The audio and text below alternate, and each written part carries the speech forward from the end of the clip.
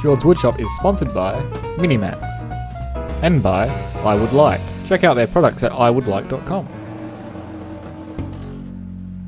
Okay, so I thought I'd give you all just a quick overview of what I've ended up doing with the tool chest. So this isn't really a build video, it's more of a run through and just a quick chat about it. So if you're looking for a build video, click away now. On the inside of the cabinet, you can see that I've finally got all of my tools kind of mounted anyway. Not all of them, but the ones I want here. So I've got my hand planes that I use on a regular-ish basis.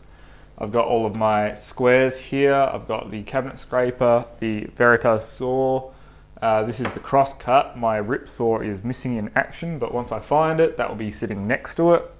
I've got my router planes, block planes, my marking gauges of various types, and then in the drawers, so I've got things like my countersinking bit, a few dyes. So I've got a pigment here, some super glue,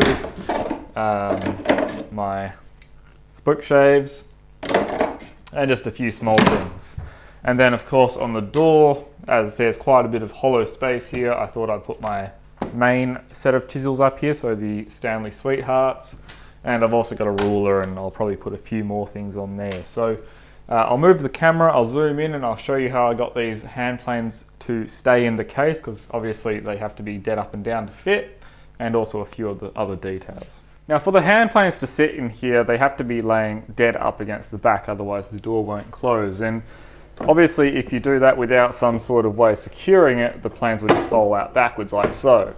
So what I've done is I've put these little clips here, which I can either swing out the way, or I can actually just pop the hand planes out with a handle and slide them under there to kind of solve that issue. Now, I don't use my hand planes on, a daily basis or anything, but these 4 planes are probably the ones I use the most. Between the planes, I just use some 5mm by 5mm square stock just to keep them separated so they can't kind of fall over side by side.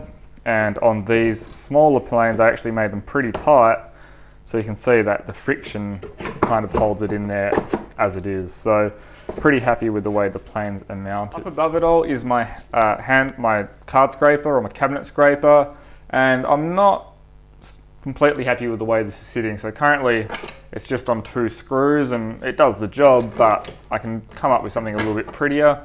But I don't use that one as much as I use this one, so at least my flat cabinet scraper is sitting on the shelf there and easy to get to. On the small square shelf, I've actually got quite a bit going on here. So obviously the big router plane, I've got my rebate or rabbiting plane here. I've got a tiny little plane which can kind of sit there. It doesn't really matter where that goes. I use it maybe twice a year. In the second notch, I've got 2 of my block planes, both low angles. I find that low angle can kind of do everything a high angle can do, so they're both low angles there. And then I've got my marking knife and my marking gauge, so they're both easy to get to. And I should have made that just a hair wider because these could have fit. And as you can see with my hand plane configuration, just on the side, I've actually got a little bit of room to play with. So maybe it's something worth considering, making this slightly wider. While I'm talking about this extra bit of space, I've obviously got my old Stanley 78, I think this is. And as I obviously can't do the same sort of clip as it's a bullnose end, I'm just waiting on some rare earth magnets to come in, which I've ordered on eBay, and I'll just install those directly on the back panel. My saws are just a matter of putting them on these little clips, and they're not pretty, but they do the job. So I just traced the handle shape onto a bit of wood, cut it out with the bandsaw, and then sanded it to be nice and smooth, and the saws can just hook over that. So like I said, I've only been able to locate the one saw, and I do have both crosscut and rip saw, so I'm hoping I'll find that soon.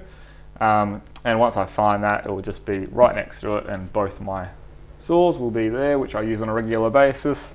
And then just stored on top of the cabinet are my Japanese saws and things like that. So things which I'm not so precious about. Obviously in the door, we've got my socket chisels. I use those every single project.